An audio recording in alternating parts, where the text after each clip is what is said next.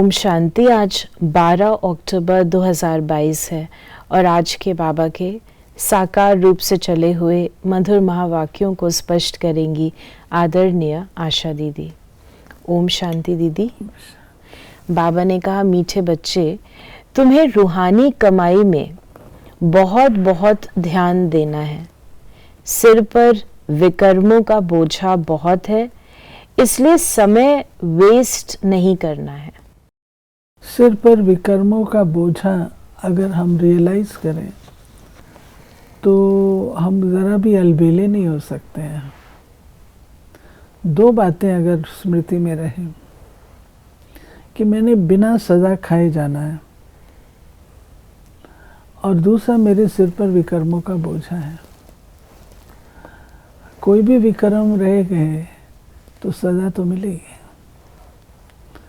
तो अगर मुझे बिना सज़ा खाए जाना है तो मेरे को उतना ही पुरुषार्थ भी तो करना है। इसलिए याद।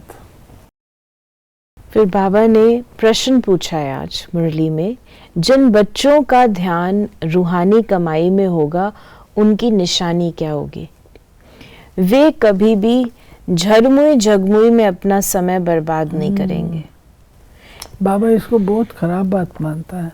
आप देखेंगे पिछले में से 10-12 दिनों से बाबा ये बात कह रहे हैं, झरमुई झगमुई अच्छी बात नहीं है। ये तो ऐसे लग रहा है 10-12 दिन से मुरलियाँ ऐसे आ रही हैं कि बाबा इसको छुड़वा के ही रहेगा। शरीर निर्वाह करते हुए भी रूहानी कमाई में समय लगाएंगे।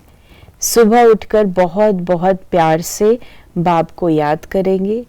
याद से आत्मा उड़ती रहेगी। दूसरा, वो बाप समान रहम दिल बन अपने ऊपर और सर्व के ऊपर रहम करेंगे। सबको बाप का परिचय सर्व के ऊपर रहम करेंगे, सबको बाप का परिचय देंगे। ये जिस समय से अभी हम और आप गुजर रहे हैं, ये समय ऐसा है जबकि हमें एक दूसरे के प्रति रहम की भावना रखनी है। स्वयं के प्रति भी रहम रखना है।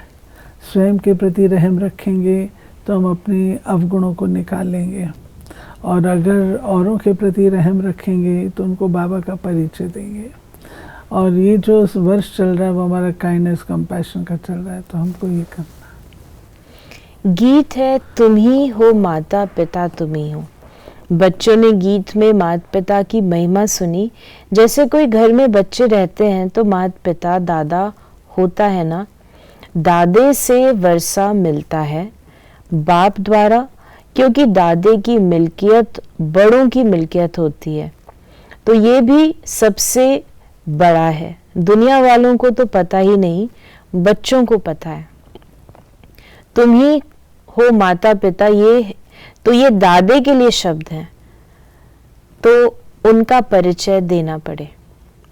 चाहे सम्मुख हो, चाहे चित्रों द्वारा, चाहे प्रोजेक्टर द्वारा, तो दादे का परिचय देना बहुत ज़रूरी है।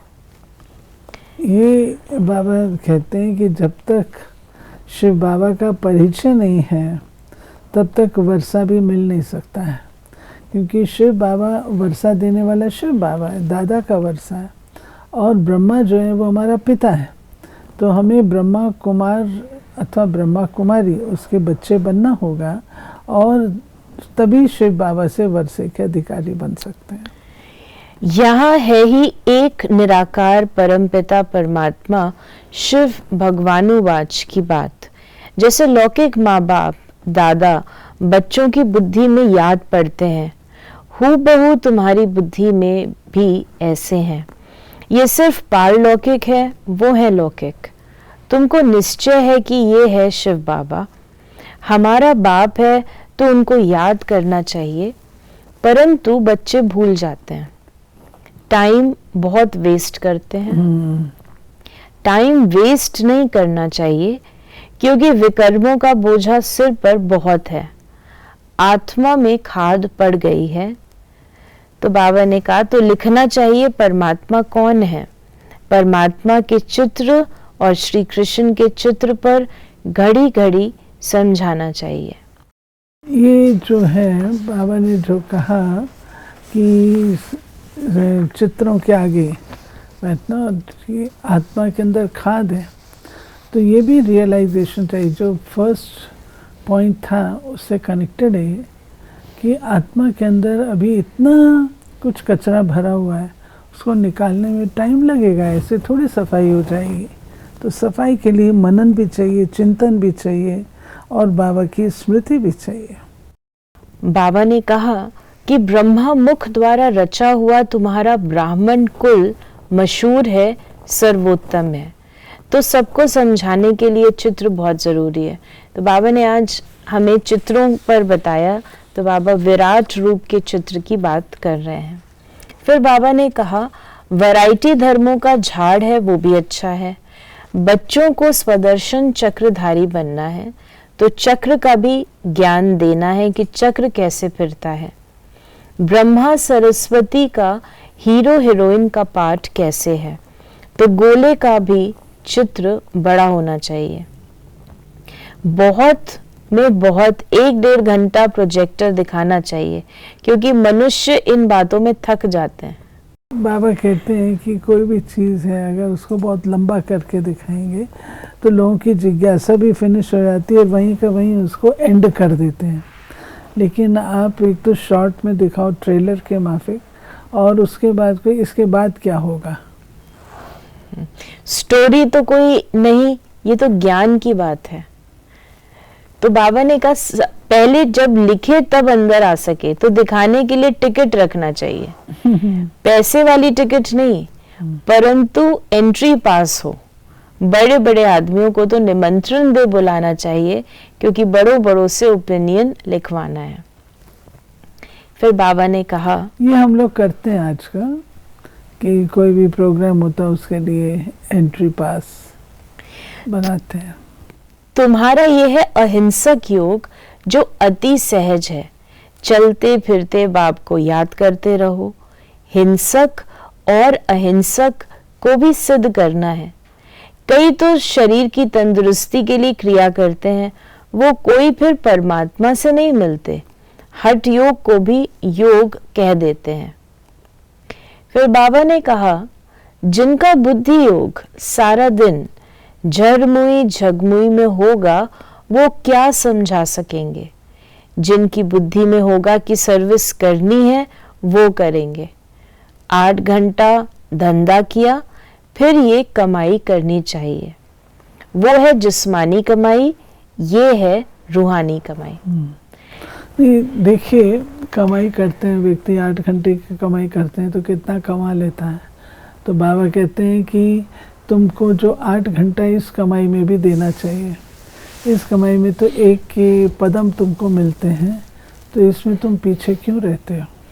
योग में बहुत प्रैक्टिस करनी चाहिए। सुबह उठ बाप को बड़े प्यार से याद करना चाहिए। जिनको बाप 1-2 नंबर में रखते हैं वो भी याद नहीं करते। भाषण तो बहुत अच्छा कर लेते हैं, परंतु याद में नहीं रहते। ध्यान में भी याद से ही जाते हैं, ज्ञान की तो इसमें कोई बात नहीं। ध्यान तो 1 पाई पैसे की बात हो जाती है। याद और ध्यान दोनों में फर्क है। याद में हम कॉन्शियसली बाबा को याद करते हैं। ध्यान जो है वो एक गिफ्ट है, जिसमें नज़ारे देखते हैं, साक्षात्कार करते हैं, उसे हम याद नहीं करते। वो खेल पाल बाबा कहता है। देवताएं भी गिरते जाते हैं, भल सुख में ही हैं, परंतु कला तो कम होती जाती है।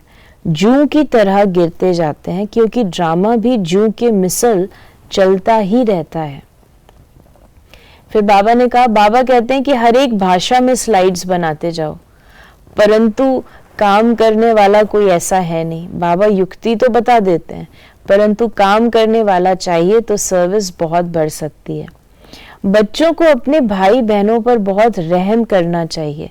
बाबा रहमदिल है ना। मेरा आना भी भारत में ही होता है, और जगह आना मेरा नहीं होता। शिव जयंती भी भारत में मनाई जाती है। तो बाबा ने कहा कि शिव के कर्तव्य को नहीं जानते, वही पतित पावन है।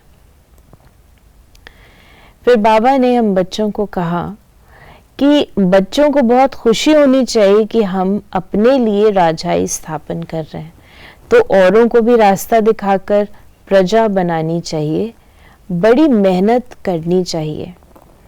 है तो बहुत सहज, सिर्फ बाप और वर्षे को याद करो, स्वर्ग को याद करो, ये तो नर्क है।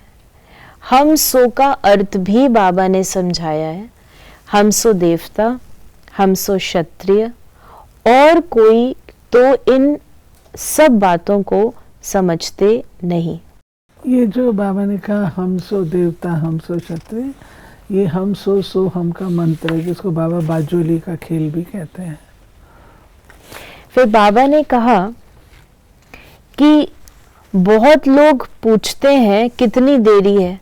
बाबा कहते हैं तुम अब तैयार कहाँ हुए जो स्वर्ग में जा सको। ड्रामा तो बना हुआ है, जितनी जितनी स्थापना होती जा रही है तो विनाश ज्वाला भी धीरे धीरे बढ़ती जा रही है। धर्मों में झगड़ा शुरू होता जा रहा है। पहले पार्टीशन थोड़े था, तुम जानते हो पहले एक देवता धर्म था। फिर बाबा ने कहा रशिया अमेरिका आपस में मिल जाए तो सारा राज्य ले सकते हैं, परंतु ऐसा होता नहीं है। यूनिटी में स्ट्रेंथ है। अगर रशिया अमेरिका मिल जाए तो सारे विश्व पर राज कर सकते हैं, परंतु वो होने वाला नहीं, क्योंकि वो लोग बाहुबल वाले हैं। परम पिता परमात्मा ही योग सिखला रहे हैं। ये कितनी अटपटी बात है जो बुद्धि से खिसक जाती है। कई तो जानते भी छोड़ देते हैं। तब बाप कहते हैं देखना हो, समझदार देखना हो तो यहाँ देखो, समझदार वर्षा लेते हैं, बेसमझ छोड़ देते हैं। महान मूर्ख महान सुजान देखना हो तो यहाँ देखो। फिर बाबा ने आज हम बच्चों को वरदान दिया, एक रस स्थिति के आसन पर मन बुद्धि को बिठाने वाले सच्चे तपस्वी भव। तपस्वी सदा आसनधारी होते हैं, वे कोई न कोई आसन पर बैठकर तपस्या करते हैं। आप तपस्वी बच्चों का आसन है एक रस स्थिति, फरिश्ता स्थिति।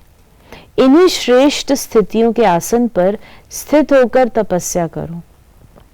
जैसे स्थूल आसन पर शरीर बैठता है, ऐसे श्रेष्ठ स्थिति के आसन पर मन बुद्धि को बैठा दो और जितना समय चाहो जब चाहो आसन पर बैठ जाओ।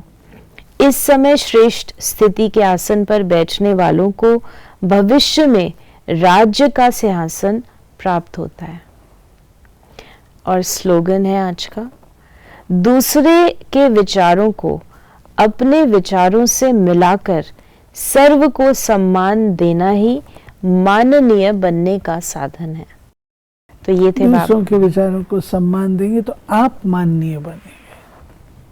तो ये थे बाबा के आज के मधुर महावाक्यों का स्पष्टीकरण।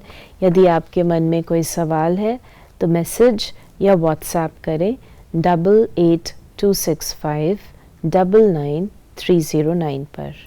ओम शांति।